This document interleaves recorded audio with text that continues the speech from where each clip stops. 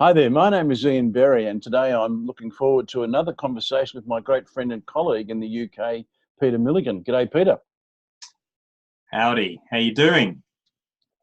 We're good in Australia at the moment, even though it's winter. I think we can see we've got a glimpse of spring. Oh, that's bad news for us then, because we're hitting autumn shortly. It's starting to get a little bit cold. Yes, I've been a bit worried watching the cricket because Oh, yeah. the rain is about, even though there've been two great games, the rain probably meant no result last time. Yeah. Oh, well. Anyway, We got one up on we got one up on the Poms so far, so hopefully yes, that's enough. I think they're going to miss Steve Smith, but Yeah. I think I just was looking at something. I think they're going to make a couple of changes at the top. Harris will come in and so on. So I reckon they're going to be more than competitive. Hope so. See how we go. Yeah. Anyway, enough of the cricket and into today's conversation, which is looking at what I call them Sparkination conversations. And Sparkination was a concept I created about a decade ago, and it was looking at in fact, the definition, which is it's a spark that ignites passion that leads to action that changes what's normal. Hmm. But it's also really part of everyday conversations, which is one of 7 meetings that I recommend people should be holding. And the document that we're going to look through today, and I'll link to in the video, is one of those meetings. When I lead these conversations, Peter, with my clients, it's really the focus is about safe, high energy, candid and convivial dialogue, and it's usually one focus at a time. And we're trying to stir hearts, shift thinking, but in the end, lead to significant actions. I always reference the science of quantum leaps, which is this idea. Sorry, just to interrupt. So just to be clear, these are conversations that could be just between two people or a group of people. Is that right? Yeah, exactly. Yeah, exactly. And at the end, we're looking for action, obviously, which should be the end result of every meeting. And I've got a special plan on a page that I use with my clients that people leave a meeting with, so everyone knows what they're going to do next. Who's accountable for what? Yeah. And when. But this idea of quantum leaps, which I think we've talked about in previous conversations, the true science of quantum leaps is it's actually a small yet significant shift from here to there. It's not the big jump that people often think a quantum leap is. It's actually a small yet significant shift. The key is it's a shift. And so these are conversations are ideal to solve problems that mean everyday innovation. And I think in most organisations, I'm interested to get your view, Peter. In most organisations, people talk innovation and they're thinking the big breakthroughs and often forget about things that can happen every day. There's no doubt that sometimes it's the little things that make the biggest difference. So yeah, I think in our culture we sort of like to look for big stuff, big impressive stuff. And a simple analogy I use is a bit like, if you want to impress your friends with your amazing garden and all your beautiful flowers, you could go down to your supermarket and just buy a whole lot of cut flowers and stick them in the garden bed. And, for a day or so, it might look very good, but it's the ones that you grow from the ground upwards that don't look very impressive to start with, but become more sustainable. So I think we have to be wary of, big interventions that appear to be, they create a lot of heat and noise, but Yes. Don't necessarily produce anything long term. No. And so I have this bit of a formula that I focus on with my clients to let's look at things that can give us an opportunity to innovate, every day. And because this diagram, which I sort of plagiarized, but I have acknowledged there, I got this of Alan Weiss. And, when things are going wrong, normally a problem or a challenge happens, there's a dip in performance. And then what we do is we solve the problem and we go back to normal. Yes, I can see that. Whereas I see that's a great opportunity for a quantum leap. Yes. Which takes it to a great new level of performance. And then, of course, it's about the aggregation of marginal gains. I've covered that elsewhere in this document, but I'd love the idea, which I learnt originally through James Clear, but he's referencing the British cycling team and the coach David Brailsford. Yeah. And I think it's just a brilliant idea. So, you know, you take one quantum leap at a time, and then you aggregate the gains. It's brilliant. So this is how I, when I'm leading the meeting, this is what I do. We're only having one subject. Each person shares their 5 minutes that they prepared on the subject. I then moderate an open forum. We gather the best insights, inspiration, and ideas, and then we get a plan together. And what we're going to talk about today in the main is what the essentials that are what we're trying to bring to the meeting, but also post the meeting in the actions that happen. And I call them the 24 essentials. And we're going to go through each one today, Peter. Brilliant. And because of the inspiration from the British cycling team, dare I say, you know, with our great Australian cycling team, but anyway, you got to admire what they achieved over many years. Yeah. I'm going to use a metaphor, which is the bicycle, and I think each of these 24, you know, can be looked at as part of a bicycle. And when I've explained this to many people, they like the metaphor. So we start with the wheels, of course, because we're going nowhere without wheels. And I think the wheels of these conversations and the action that happens afterwards that leads to the innovation, I think they're accountability and appreciation. I see them as two sides of a coin. We need to be appreciating people when they do well, but we also need to be helping people to be accountable when they're not doing so well. Because last time you shared a story about a client that said, oh, you know, something about we need to make people more accountable, or people need to be more accountable. Do you want to share that story? Because I thought that kind of really brought it home. That story's not coming to my mind. There's a number of stories around this. It might be the one where I developed a technique called the appreciation and accountability technique that I'll just make a note.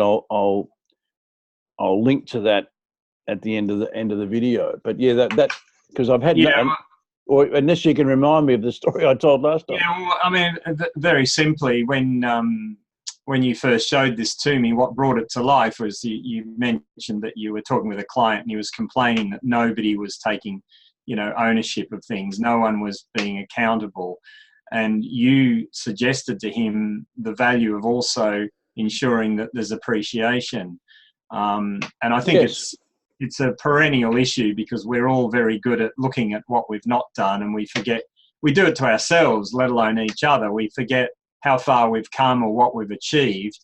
And the best metaphor that I use with that is that, you know, if you've ever had the experience of climbing up a mountain or a very steep hill and you're walking for ages, you've walked solidly for an hour and you feel like that elusive peak is just not getting any closer, and you get quite disheartened and you sit down for a break, and of course you face down the hill, and when you look down at the valley you realize that you were down there an hour ago, and then you fully appreciate how far you've come. Yes, wonderful. And I think in terms of motivating you know, people and keeping them on track is to yes, you know, make sure they're on target, they're taking ownership and responsibility for their job, but equally to, you know, occasionally recognize or appreciate what they have already done or a good job when it is done. So we need to make sure there's a good balance there. Yes, indeed. I actually call it harmony. You know, we've got to have harmony between these two things. Just one or the other is not enough. It's the old story. You know, you can't do either, or you've got to do both and. Yeah, absolutely. And you know, it's not hard to do. I say to people, you know, you've got to, and we'll come to this more when we look at noticing. But just accountability. I give people 4 steps. You know, first of all, people have got to have a plan that you can refer to. There's got to be something documented that you can refer to.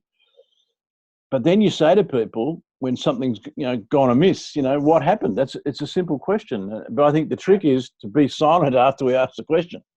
Yeah. And then we ask, what do you need to do to get back on track? The track being the plan on the page or whatever it is that they've documented their actions on. And again, be silent. And then ask, is there anything I can do to help you? Yeah. And it's just, it enables people to be accountable. I meet lots of managers, I'm sure you do too, who want to force accountability, who want to, drive people to accountability. I think it's more helping people to be accountable. It's not pushing, it's not driving. It's helping people to be accountable. Yeah, it's sitting alongside them and helping them to take ownership. Yeah, I don't think anyone really, maybe a very small percentage, but most people want to be accountable. Yeah. And so I think the job of leadership is to help people. Well, I think what happens is that often, people associate that with being set up to be blamed. That to be held accountable is to kind of be sort of strapped down and pointed, finger pointed at you and to be blamed. And I think this intrinsic guilt that human beings have is triggered by this. And I think it's a matter of working differently with them so that they, like you say, they actually want to take on more responsibility, because they're starting to feel that sense of confidence, and also that they feel that they will be supported if they make a mistake, rather than blamed and made to feel really bad, because you can turn that bad experience into something good. Exactly right. And I think the key to this is harmony between accountability and appreciation. In fact, I was only having a conversation yesterday in a culture that I'm working where there is a bit of blame and shame going on in one of the pockets. Yeah. And I was saying to the lady who is being charged with moving on from here and bringing about resolution and some healing, I said to her, I think the best way we can get away from this shame and blame is to start appreciating and helping people to be accountable. Yeah. And she agreed, and that's the path forward. I think then, it kind of leads us into what I call the seat and the handlebars of the bike, that in order to really appreciate other people and help them to be accountable, there needs to be a high degree of self-awareness. And there also needs to be a high awareness of other people. And I think the reason why shame and blame happens instead of appreciation and accountability is that there's only I would say the percentage of people who are self-aware and aware of others isn't yet a majority in the world. Yeah. I don't know what your experience is. Yeah, but I would agree with that. Yeah. And so, again, the role of 21st century leadership is to, first of all, be self-aware ourselves. Yeah. But then help other people to be aware of themselves. And I think what's going on in the world right now, and I'm quite excited by it, as I'm sure you are, I think there's a shift in consciousness. And what's happening as a result of this is we're going to move away from what I would call some unbelievable things that are happening. I mean, Trump yesterday referred to himself as the chosen one, for example, and in another video referred to himself as the King of Israel. So this is either sadly mental illness or a very delusional man. And what I'm seeing is as this gets worse, there's a good consciousness arising, and I think we're going to get through a lot of these troubles. Well, I think it is going to get worse before it gets better as well, I think. So what we're seeing going on globally, and whether it's Trump and then the people who oppose him, or it's Brexit here in the UK, and it's incredibly polarizing. But what's opening up in that space between the two extremes is this actually really interesting dialogues. So yes, I was with a client a couple of days ago, and she was saying, she's the same age as me, and she was saying that you were talking about different types of social media, and one of her kids said they don't use Twitter because they said that's like people shouting at each other in the street. And I thought that was a really interesting analogy, because everything's polarized. Whether you're talking about climate change or Brexit or whatever, you people take a side and then they dig in deep and they take that side really strongly. Yes. And the Trump phenomenon is interesting because I've actually been listening to quite a few commentators who actually are pro-Trump, and I can see that they have a point. And I think whilst he's a bit of a clumsy buffoon and everything, you could almost say whether he's consciously or unconsciously doing it, he's kind of stirring the pot. And it is leading to more polarization and more craziness. But there are so many of us who are just sitting back and saying, what is this? This isn't real. I mean, life isn't black and white like that. There is so many subtleties and shades of grey that we ought to be talking about. So you're right about the self-awareness thing. I think people are just retrenching into a position. They're not seeing it from the other side, and they're just shouting at each other, and they're not realising how stupid they are.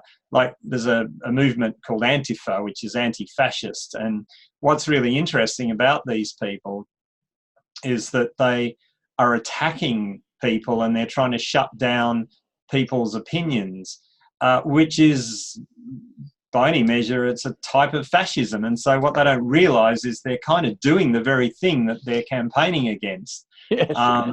Yes. Which once again is that lack of self-awareness. It's not understanding that we all have a shadow side. Yes, indeed. It's classic projection. We take all the stuff that we don't like about ourselves and we project it onto an evil other, and set ourselves up as virtuous, and that's crazy because nobody's perfect. No, exactly right. I know myself that I get this Twitter shouting at one another stuff. I've been having a bit of a play on Twitter recently because I'm trying to come up with and unearth, and obviously with other people's help and collaboration, I'm trying to unearth alternatives to this either or stuff. Yeah. You know, we have to keep.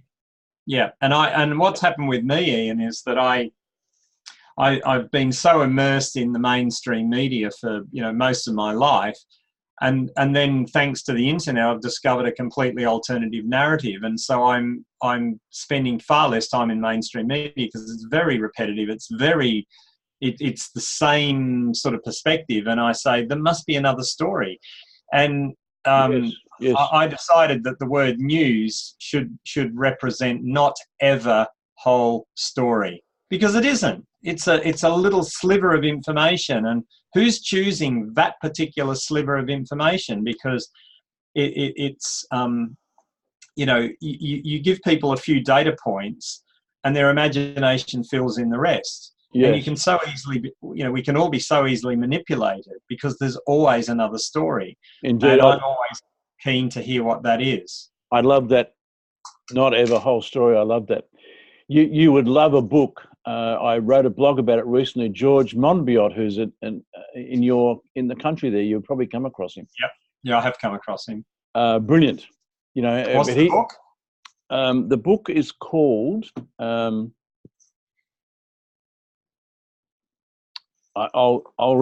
It's just on my mind. I finished reading it a few days ago and blogged about it a few days ago.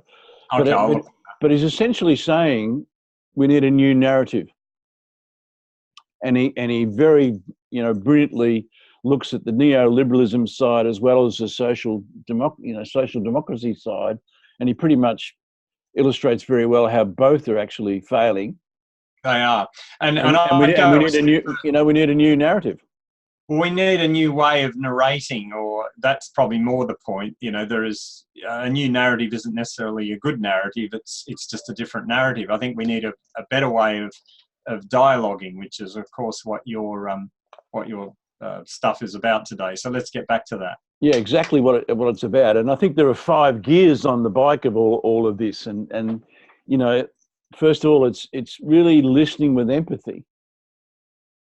One of my favorite things I ever heard in my life was that, empathy is walking in another person's moccasins. Yeah. It's old wisdom. It's very old wisdom, but we need it more than ever. Yes. Then there's this noticing, which really is just another way of saying mindfulness. I think we've lost the plot with mindfulness in the world today. I think, people have forgotten that it's again very old wisdom. Yes. But what it's about is noticing. Yes. And And then there's this questioning, which we looked at a little bit more in those questions, earlier, and we'll look further. But it's really getting the right questions to ask people to help them to bring the best version of themselves to the table. Yeah. And then it's silence. I'm encouraging my clients, we sit in silence more often because I know, and gradually I'm sure but lots of people are starting to know that, you don't have to talk all the time. Yeah, and I think for me, and I've been coaching leaders for 26 years, and I like to talk. That's why I enjoy being a professional speaker. But I've become better at disciplining myself, because often it is the silence that, and even as a speaker, I think silence is so powerful. And I think, we're a very noisy culture, and social media has amplified that. And yes, one of the values of just coaching is simply taking a couple of hours out of your crazy busy week to just stop and reflect. Indeed. The best coaching is giving you the questions that you've not been asking yourself. And it's also, in my experience, when the epiphanies come. Yes. When we're listening with heart, when we're noticing, when we're asking the right questions for the right people at the right time for them, and when we're using the power of silence, epiphanies come. Yes. So I call these the 5 gears. And then, the chain is around this idea of shared view that we've talked about in previous conversations. You call it something else, but it's this idea that we live in 3 worlds, yours and mine, but the significance in all relationships is ours. Yeah. And in the workplace, I think we need a shared view. If we want to be remarkable, we need a shared view in these 7 areas: reality, where we are now; possibility, where we're going; purpose, why we're going there; strategy, how we're going to get there; execution, who's going to do what and when; progress, how we're going to know that we're making meaningful progress; and then culture, which to me is about the behaviors. What are the behaviors that are going to underpin the journey we're on? Yeah. Yeah. And so all of my work, I'm doing a series of podcasts at the moment on the 7 areas. And I say at the start of each of those episodes that this is probably, or certainly arguably, the most important thing that I talk about my clients with, the idea of sustaining shared view. Yeah, I like that. It's really good. Just going back to that slide there, the possibility one is, it could be broken into 2 parts, because you said it's where we're going. I mean, I'd go a step back from there and say, where could we go? Because I think possibility is full of options, isn't it? Yes, absolutely. Countless opportunities. And what's that old saying? A man who tries to chase 2 rabbits will catch neither. But it's the thing around what is possible. So it's daring to dream. But then out of all of that, then you say, so what is, which of the possibilities are we going to particularly pursue? Yes. So, yes. I work through in my conversations and workshops with people. I say to them, according to the quantum physicists, we're living in a world of infinite possibilities. Yeah. And so let's just, spend the next, 20 minutes imagining what can be. Yeah. Because there are no limits. Yeah. And then at some point you have to agree to make some choices, and then remove the other things from your focus, which is what focus is, of course. So you remove the other possibilities and just choose one particular thing to be going towards. Is that sort of what you do? Or yeah, exactly. I did this with a group the other day, and I think at the end of 20 minutes we had 15 ideas. And I said to them, I want you without speaking, there's a card in front of you. I want you to write down which idea you think we should pursue, because I think we should only choose one, and then go for that. And what happens if you get 15 different ones? Well, it never happens, funny enough, particularly if you've built up a synergy and there's a safety in the room. And then, because then I get them to hold up what they've written, like an Olympic, give us the score. Right. And there were 8 people in the room, and 6 people had chosen the one idea.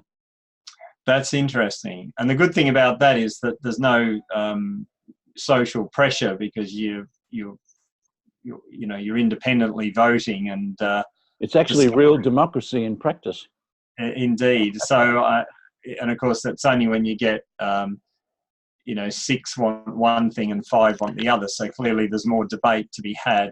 No, it is again why the 24 things that we're exploring here today, and the reason I call them the essentials, is that they do tend to follow this path, so that by the time you get to that point, you've already done the previous work. Right. And so, I haven't got any evidence to prove this is the fact, but the reason why people come to a shared view is because we've done all the previous work. Right.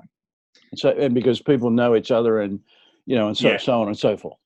So the ones in the example you gave, the ones who were in the minority, I mean, what was their journey at that point? Well, they got a chance to talk about, what they had chosen, and in both cases, the whole group, mutually agreed, just by virtue of a 2-minute conversation, they virtually agreed that we were actually going to do 3 things, but we'd chosen the order. Okay, that makes sense. And again, I think that flows out of relationships that have been developed because of all the things that have preceded. And I give them a diagnostic a lot earlier than this that gives them a clear picture of where they're at. So then we move on to the spokes in the wheel, which again are bringing about these things anyway, often within themselves. But I think they're just principles. I love the Nigel. Sorry, can I interrupt there? I just want to ask. You talked about the wheels being accountability and appreciation. Is this relating to one of those wheels in particular, or? Yeah, this is the front wheel. Which one? This is the front wheel, so it's really the steerer. Oh, okay. So we're not going back to the accountability appreciation wheels. This has got nothing to do with those. When I talk about appreciation, accountability, you can look at those as the rim if you like, and maybe I've got to change that so it's more clearer. Yeah, you might have to play around with your metaphor. Yeah, that's fine. Yeah, they're really the rims. Okay. And the first one is being in the room, which I learnt from Nigel Risner, a UK colleague of yours. Everybody knows Nigel's comment. If you're in the room, you've got to be in the room. Yeah. I think some people are calling this, there's a term out there called executive presence, which I think is a bit waffly, but I often say to people, right, who's in the room? And they funny, know. Do you know who I learned that word from? Daryl Stilwell. I'd never heard it before, and he was teaching me that I had to develop more executive presence. I didn't understand back then what he meant, but now I do. Well, there you go. But I often say to groups that I've worked with previously, right, are we all in the room? Which is a kind of a call to arms. Yeah. Because to declare, I think when I work with groups too, I think it's healthy for anyone to declare any reason why they might not be in the room, because it helps others to understand. And just by making the declaration, if someone says, "Look, I'm just a bit concerned. One of my kids is being bullied at school." I mean, if they want to be open about that, or something's happened this morning, or I'm waiting on a phone call, because my wife's, having a scan or something, then I think at least people know, okay, if they lose focus, that's why, rather than it's nothing personal. Does that make sense? Yes, absolutely beautiful. And I think when safety's been created, often people will say, if I'm leading the meeting, I will say, right, are we all in the room? Yeah. And often someone will say, well, just before we start, I wanted to, and then they'll do exactly what you're saying. Well, I think, the important thing is to give permission or normalize the human experience, because if you just sort of have this decree, right, everyone's got to be in the room, and then anyone who dissents is clearly not on board, that's not healthy. Whereas it's natural to have distractions in your life. And I think to be able to declare them up front in a way enables you to release them, and then you can be in the room. Indeed. Yeah. So I think, I say to people, let's have an agreed time frame for the meeting, but let's have a time before where we allow all of those sort of things to happen. Yeah. And I think what we're doing here is we're really, we're allowing curiosity, which is, I think, incredibly important in the whole journey. And the other spokes are really philosophies. This idea of enlightened self-interest. I think the trouble with politicians in the main is that they're driven by their own interests. They're not driven by our interests. Right. So in this context, what do you mean by enlightened self-interest then? Well, if you enlightened self-interest is actually a philosophy in ethics. So if you remember any studies in ethics, enlightened self-interest is actually a philosophy in ethics. And the vernacular is doing well by doing good. Yeah. And I'm always trying to remind people that the reason we're here, yes, we want to satisfy our own interest, but the reason we're here is much bigger than that. Yeah. And I then, in most of my clients, I'm working with this idea of essentialism, particularly the phrase that comes out of the book, essentialism, less but better. Right. Okay. Because I think there's just too much stuff going on. I've been dealing with busyness with quite a few of my clients recently, and people who've been wearing busyness as a badge of honor. Yeah. Well, I've fallen into that trap many times. I still do, and it requires a lot of discipline. It's like the old, who was it, Oscar Wilde said, "Sorry, I didn't have time to write you a shorter letter," because it takes a bit of effort to actually strip out the unnecessary. I think it was Mark Twain. Mark Twain, was it? Yeah. So to even decide what's important, and the busier we get, the more difficult that becomes. So it requires an enormous amount of discipline to step back. It does, and people, So I've come up with this question when people say, when I say, "How you going?" and they say, well, recently in a meeting, one guy says, "Well, I'm flat out like a lizard drinking," which, interesting old saying. Yeah. He said, "I'm just so busy," and I said, "Busy doing what?" And then had silence, and everyone else sort of leaned forward as well, because everyone in the room, this guy happened to be the boss, because everyone in the room knows that the guy's running around, doing a whole bunch of stuff he didn't need to be involved in. Now, bless him. By the end of the meeting, he'd realised that he didn't need to be busy at all, which was, good on him. Yeah. And gratitude is an important part of this whole process. Just being grateful for where we are right now. So, give me an example of how that plays out in the business context. I think it's relevant when things go wrong, but it's also relevant when things go right. Mm-hmm. Like someone will say, we've done all blah, blah, blah, blah, blah, we've done all this work, and then so-and-so, which is something beyond their control, came in and, just took the wind out of our sails or whatever. Mm. And, I might say, well, that's really bad luck, but what can we be grateful for here? Yeah. And just that question, we'll deal with some of those issues, but right now, let's just take a moment and think, what can we be grateful for here? Yeah. And equally, when there's a win, let's ask the same question. Yeah. And you would know that the research in neuroscience today is overwhelming. That gratitude is good for the brain and good for the heart. Mm. And the evidence is, as I say, overwhelming. Well, I think that's sort of a point in our history as well, is that we've never had it so good in many respects. And I think what happens is then people start to have a sense of entitlement, and they're looking at where something's missing.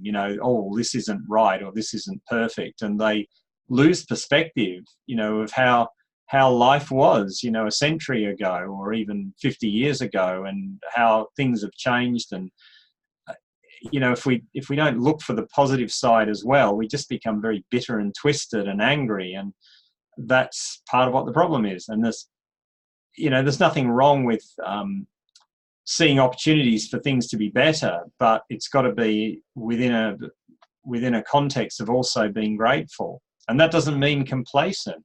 No. It's a big area. We could spend all day on gratitude, but a part of this is also being open. Often the rule used to be when someone who wasn't the boss had a good idea, everyone else tried to tear it down.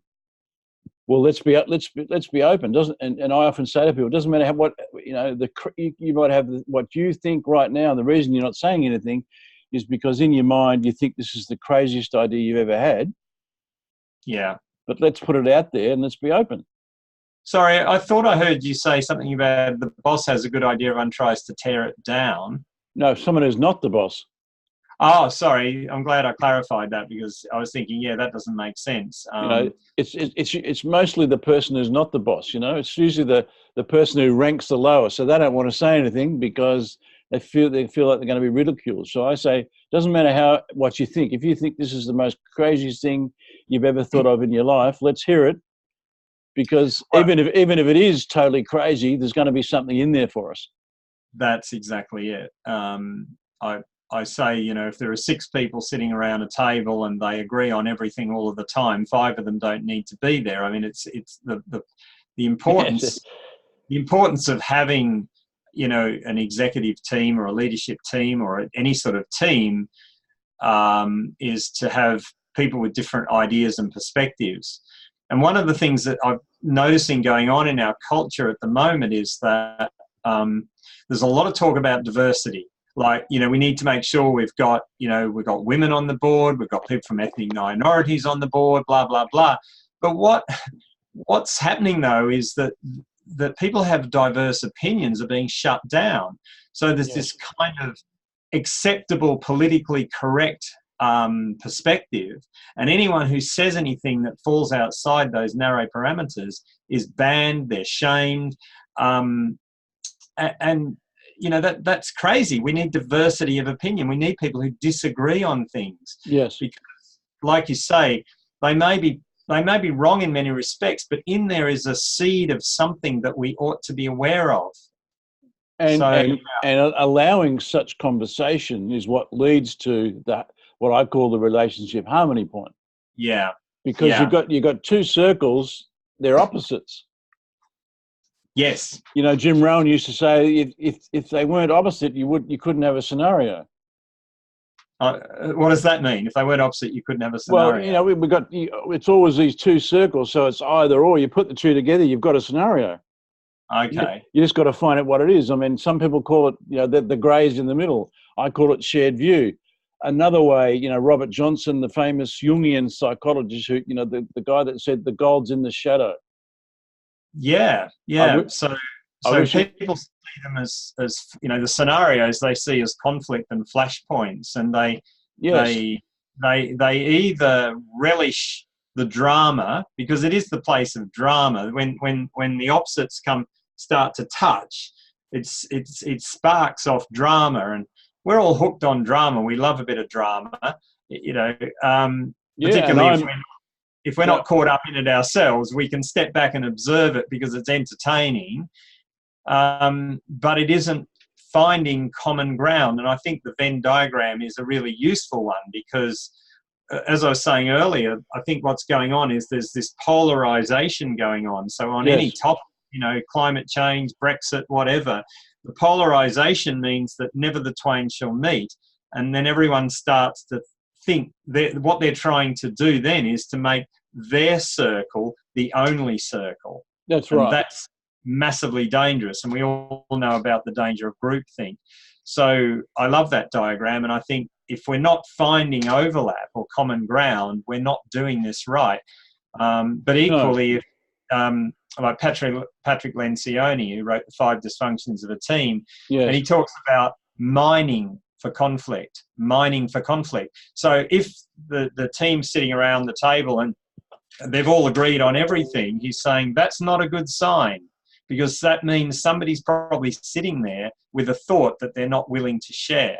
No, I say in a lot of meetings where before we get to this relationship harmony point, I say to people, right, now I just want to make sure that we've covered every piece of possible conflict, disagreement, and difficulty around this area. Yeah. Is there anything left that we need to still put on the table? Yeah. And that sometimes takes a lot of courage from people, because, you know, if the team hasn't fully got to a point of high levels of trust yet, which is why Lencioni's model is so good, because trust is the foundation of the pyramid, and Yes. the next level of the pyramid is conflict. And if you don't have enough trust, you won't do conflict. You'll shut yourself down, or you'll shut someone else down, and those dissenting views are not being expressed, and that's not a healthy thing. No, and so you've got to allow it. Yeah. But then you get the middle. And I often tell the story that Robert Johnson used to tell, how a circle in mandala, which is the Sanskrit language, stands for whole. Yeah. But you put two circles together in the overlapping piece, it's called the mandala, which in Sanskrit means the sacred piece. Ah, okay. And which is what you've called harmony points. I've called the harmony point. Right. I've called this is where ours is at. Our view is actually the sacred bit. Yeah. But it takes a lot of courage to get there, because you've got to sometimes let go what you held dearly 25 minutes ago. Yeah. Sometimes you've got to give ground, and that's why difficulty, conflict, disagreement in a healthy, safe environment, which is what we're creating in these conversations.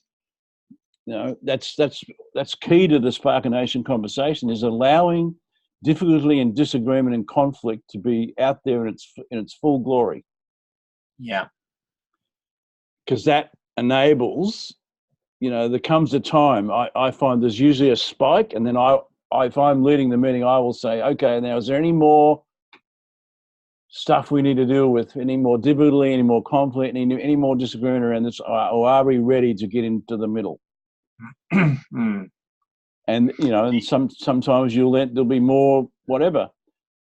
Well, Ian, I'm curious about this. When you work with teams and you bring them together in a room to do this stuff, have you previous to that had private conversations with most or all of the people in the room?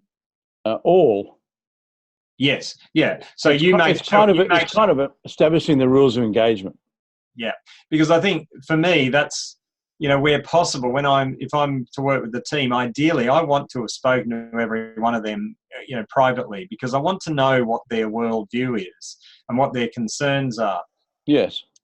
And it's not that I don't seek to embarrass people in front of their peers by saying, well, you told me X, but they know that I know. And therefore, if they're holding back something that they've expressed to me, then that is a piece of work for them to do, because they clearly are holding a view that they've not been brave enough to express in the context of the team. Yes, exactly right. Exactly right. So, in the slides here, there's a little bit about essentialism and something about the book and some other stuff. But the spokes in the back. What was that book? It's called Essentialism by Greg McKeown. I recognise the cover. I'm wondering if it falls into the category of a book that I bought and never read. Could well be. I do recognise the cover. Yes, I must check it out. It's a wonderful book. I had a couple of mentors for about a 12-month period, and that was one of the things they recommended me to use. And I found it a very useful insight. It certainly helped. It's helped me, and I think that's probably what I need, because sometimes I feel a bit like that squiggly diagram on the left. So I think I'm. No, I think it's a wonderful concept, and it's one that's it's probably out of all the things that I've read and been involved in the last 5 years, it's probably had the biggest impact. And it's quite a simple thing, because a non-essentialist says, I have to, whereas an essentialist says, I choose to. Yeah, yeah. A non-essentialist asks, how can I do it all? Whereas an essentialist asks, what can I go big on? You know, Wow. a non-essentialist hears everything being said, whereas an essentialist hears what's not being said. Wow. I like that. It's a profound, it's one of the great books, and the concept, I find brilliant. And the more I work with it, the better I get, of course. Yeah, I'm glad I pulled you back on this slide, because you skipped over it probably because of time. But, I also love the why stop now when I've already invested so much in this project. It's very easy because our ego takes over and says, I can't pull back from this now. That's right. And it's like, if you started with a clean sheet of paper, what would you do? That's the big question. Wow, that's really good. I'm going to get that book, or find that book and read it. Yes, indeed. I think you'll love it. And the clients that I've worked with on it too have found it profound. Because a lot of people, they lead busy lives. If they're the business owner, or they're a senior person, they're often, their family life's being stretched, affected in some way, and so less but better. Yeah, is a great way forward. And the final one, that I always love paradoxes, and that's one of them. Knows that if you have limits, you will become limitless. That's a really interesting one. There's a lot of good stuff in that book. Yeah, the spokes in the back wheel of this idea, I call it Sparkinator, because I'm saying to people today, leadership is no longer. You've got to lead, but you've got to be these other roles as well. Sorry, it broke up for a minute. You said leadership is no longer what? Leadership's no longer enough.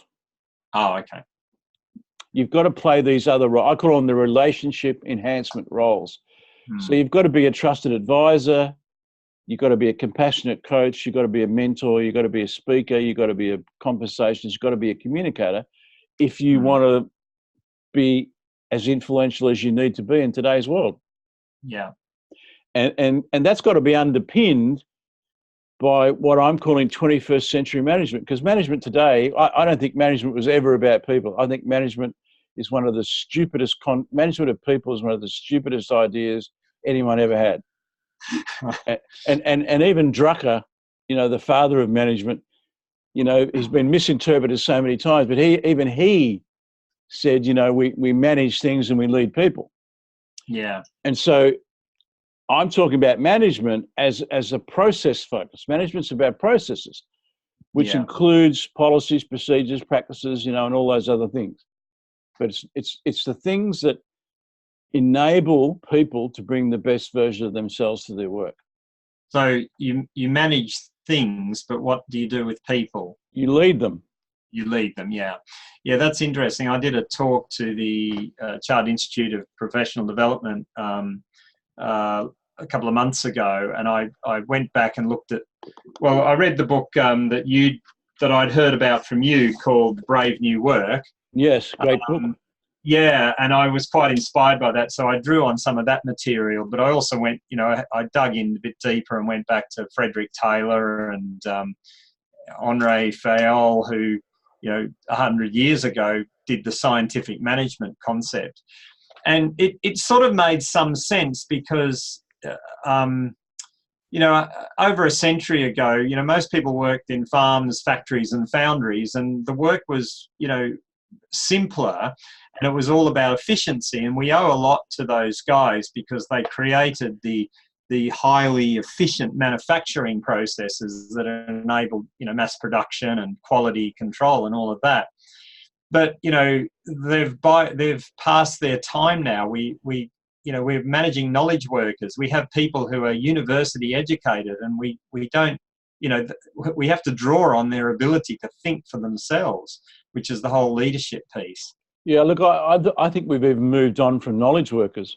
I think we're dealing with wisdom workers. Well, that's where we need to get to, but we're not there. I think you'd have to admit that. I mean, I don't see a lot of wisdom amongst, people that I meet in the corporate world, because they're just like they're hamsters on a treadmill, and they're not taking the time out to stop and think a lot of the time, which is why, or they're not allowed to.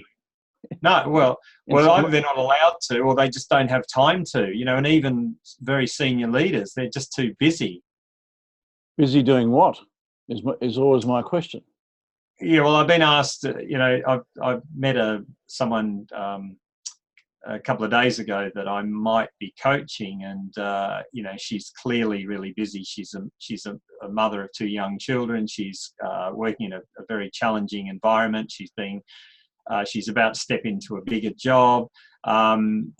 We had a little bit of time on the phone when she was on her way to pick the kids up. That's all she could manage to get, and we never finished the conversation. And then the next morning I get a garbled text which made no sense to me. And I wrote back and I said, sorry, I don't understand this. And then she wrote back and said, oh, sorry, that wasn't meant for you, which tells me that she's just running around like a mad thing, Yes. And I've done it myself, so I know what happens. You just don't become very effective anymore. I say to people at least once a week, the ultimate aim of being a Sparkinator is not to do any work. Yeah. The ultimate aim of a Sparkinator is to help others and enable others to do the work. Yeah. And I fully get how people struggle to do that. I know, but it requires a willingness to say, I really don't need to do that because George is actually better at that. Yeah. Leaders should be hiring people who are smarter than themselves. Or George could be better at that if I just take a little bit of time. So I watched a great little TED talk about time, about how we work with time. And this guy talked about multiplying, and it was such a simple concept. He said, we talk about time management, but you can't manage time. You can only manage yourself. But he talked about this concept that, for example, if there's a way of automating something, but it's going to save you half an hour a month, but it's going to take you 2 hours to get it set up, you'll always go for the path of least resistance, which is, well, I'll just do it now. I'll just do it because that's half an hour, not 2 hours. So, but the multiplication is like compounding interest, because, okay, the first 2 months, it's going to take you, 4 months to break even, but after that you're in front and you're multiplying your time. And I thought that was really interesting. People who are busy, in my opinion, lack self-awareness, and they lack awareness of others, because there's no need to be busy.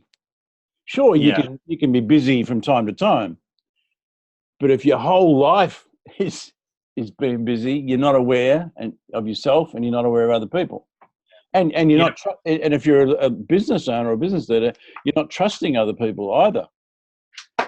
Oh, well, trust is a big issue, because the more pressure you're under, then the more you feel like you need to maintain control. And that's part of the reason why I add generosity to this back wheel piece, because we need to be more generous. We need to be more generous with our time, our energy, a whole bunch of place. And I was saying to a guy that actually a couple of days ago, or a week or so ago, we were talking about. I said, when people are fighting to get into your office, mate, because I think you're busy. You need to be more generous.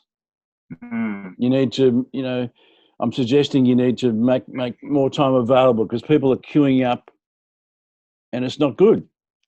And what are you doing anyway? I mean, I've got a great relationship with this guy, so I can say that. And he's really doing stuff he doesn't need to do. Yeah. Yeah. Because he's not trusting of the people that are at the door who want to ask questions. Well, I mean, I've got a story I often share with people around that, because I think we also have to help people to learn to trust themselves. So, back in the days when you or I were colleagues in Australia working at Speakman Stewell, and Darryl was my, boss at the time. I had the office next door to his corner office. And, in my first year or so, I was quite green and I didn't have a lot of confidence in my own judgment. And I'd walk into his office with a problem, and he'd lean back in his chair and he'd look at me and say, so what would you recommend?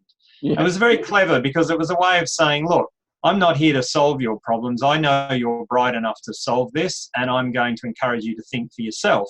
And it was very, very well done. And then the next time I went into his office, not being self-aware, went back into his office with another problem, and he leaned back in his chair and he said, so what would you recommend? So the third time that it happened, where I stood up from my desk and I started walking towards his office, and I thought, oh, I know what he's going to ask me. So I went and sat down. And it was just a nice example how you can help people develop confidence in themselves. The best leaders never tell people what to do. The best leaders say, what do you reckon we should do? Yeah. And that's not to say you won't have a dialogue with them, because you'll have a perspective that's, that's valuable and helps them to think. It's not, the reason I tell the Daryl story is it's not, he didn't say, look, get out of my office. I didn't pay, I'm not paying you to fix your problems for you. You go and sort it out yourself. That would only make me feel worse. He did it in a subtle way, which was respectful, but making, I believe in you. I trust you to solve this. Yeah. In fact, I owe Daryl a lot, because once we had a client come in with a problem with 3 managers that weren't getting on, and they told us about this problem, and then we saw them out, and I went back into Daryl's office with him, thinking that, he's 10 years more experienced, he's going to come up with an answer of what we do. And instead he looked across the table at me, he said, I'm going to let you sort that out. So basically he was just saying, look, I trust you to find a way forward with this. So, it's yours. And the significance of that story is that that's when I created a new service line called coaching, because, a quarter of a century ago, there weren't as many people doing that kind of work. And I just invented it because I thought I trusted myself to come up with a new solution. Daryl probably wouldn't have thought of that. And so... Wonderful example of leadership. Yeah. But also, creativity, innovation, all the things we're talking about. Yeah. And he was the catalyst for the change that happened in me. And I'm massively grateful for that. And that's really what, at the end of the day, what this is all about. We should be a catalyst for other people bringing the best version of themselves to their work. And so in the rest of the slides, I cover some of the other things. But so I'm just going to go back to the slide 42, I think it was, where we can, I'll just scroll back, it's probably the easiest. I'm using a PDF version here because sometimes Keynote's a bit wobbly.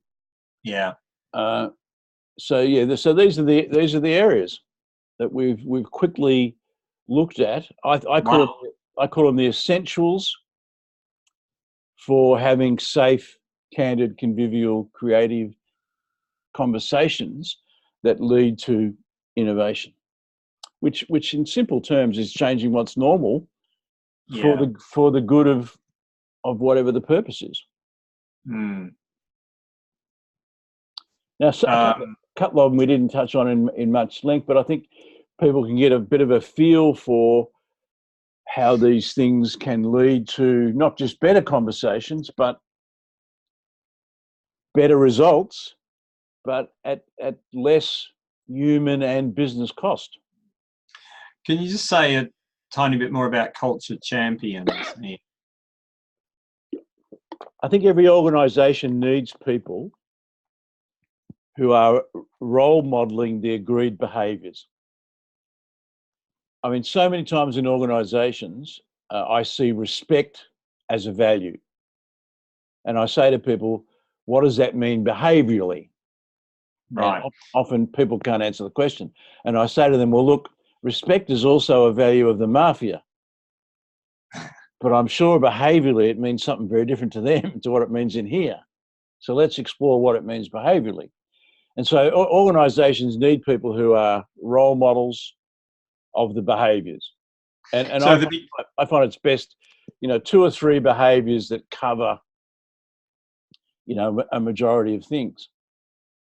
And I think what some organisations do is they have stories, don't they, that certain individuals that did a particular thing at a critical moment, which reflects that aspect of the culture. Yes, that's how you model it. I mean, Nordstrom's, for example, the department store. Yeah. They've got a great value. It says apply your best judgment. I think they've got a policy book with 2 rules. The first rule is in all cases, apply your best judgment, and rule 2 is refer to rule 1. Because most people know what to do. This is Yeah.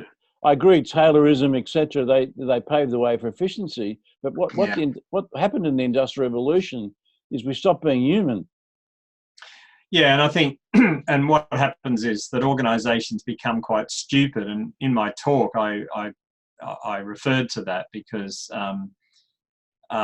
people work in little cubicles following a script. You try and get something resolved, and you end up speaking to someone in a call centre who's in a cubicle following a script, and the script doesn't account for your particular circumstance, but they're locked into that, so they become no better than a stupid machine.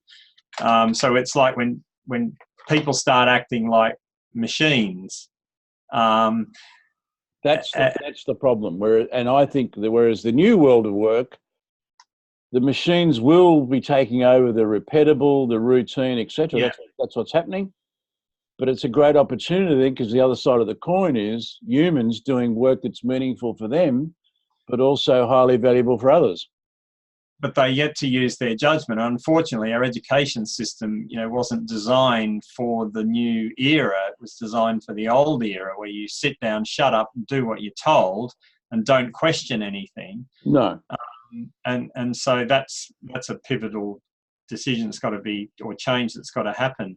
I'm just reading at the moment this Ralph Stacey book, which is quite heavy going, but in there he makes a point that I've heard elsewhere as well, that experts actually are people who don't follow the rules. Now that's really interesting, because what it reminds us is that people who start off in any profession or industry, you haven't got a clue what to do. So you want a simple recipe book to follow. So you follow the recipe, but after a period of time, you become more of an expert because you've been exposed to so many different variations and subtleties and exceptions to the rule that you begin to get a better appreciation of what's appropriate judgment in any moment. And reverting to the rule book isn't the answer. So I thought that was an interesting concept, that experts don't follow the rules. I like the insight. I think it's true. Yeah, and look, none of this really follows the old rules. What I'm endeavouring to do is be one of the players that helps to introduce the new. So that's probably a good time just to wrap it up, Peter. Do you have any final sort of comments, insights? Not really. I mean, I think it's been really useful going through it with you, and I think you've got a great little set of models there, and you cover everything that I could think of. So it's been really useful, and I'm actually looking forward to listening to it again, listening to the recording myself, because there's more insights I'd like to explore in the work that I do. So thank you. Terrific. Well, next time we do one of these, we'll have you we'll be in opposing seats next time. Okay. But for the good of all. So I'll just thank you, folks. I'll just stop the recording, Peter, and we'll come back. Okay. But folks, we'll look forward to sharing more with you in the future. Bye for now.